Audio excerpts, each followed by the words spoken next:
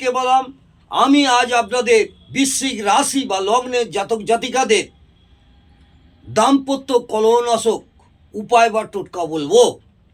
এই দাম্পত্যনাশক কলহ বা উপায়, এই টোটকাটি করলে আপনারা আশানুরূপ ফল অবশ্যই পাবেন। যাদের দাম্পত্য জীবনে নানা রকম অশান্তি হচ্ছে, কলহ হচ্ছে, সাংসারিক মনোমালিন্য লেগেই আছে, সেই ক্ষেত্রে এই টোটকাটি প্রয়োগ করে দেখুন।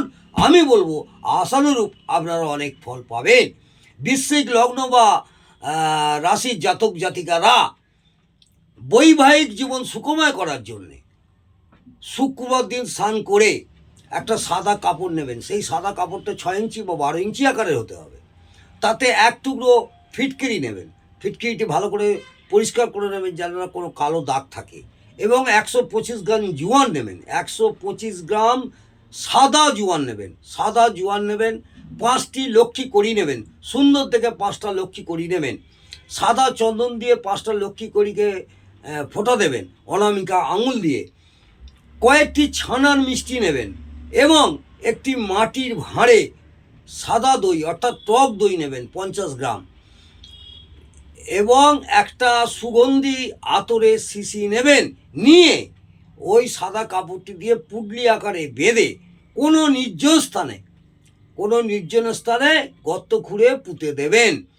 পুঁতে দেওয়ার সময় এই মন্ত্রটি 51 বার বলতে বলতে ওই পুডলিটি পুঁতবেন। ওম শুক্রায় নমঃ, ওম শুক্রায় নমঃ, এই মন্ত্রটি 51 বার বলবেন। বলে গর্তের ভেতরে মাটি দিয়ে ওইদিকে না তাকিয়ে ফিরে চলে আসুন। দেখবেন আপনাদের দাম্পত্য জীবন সুখময় উঠবে, প্রেমপূর্বক আনন্দে ভরে উঠবে। আশা করব এই টোটকাটি করে দেখুন। যদি আপনাদের এই টোটকাটি করে ভালো লাগে তাহলে অবশ্যই আপনারা একটা কমেন্টে জানাবেন এবং লাইক করে দেবেন। লাইক করতে ভুলবেন না। আগামী দিনে বাকি রাশির সম্পর্কে আমি আলোচনা করব।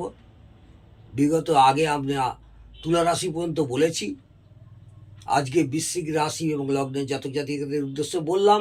আগামী দিনে ধনু রাশি বা লগ্ন নিয়ে আলোচনা করব। যদি আপনাদের ভালো লাগে অবশ্যই কমেন্ট কিন্তু করতে ভুলবেন না। নমস্কার, জয় মা তারা।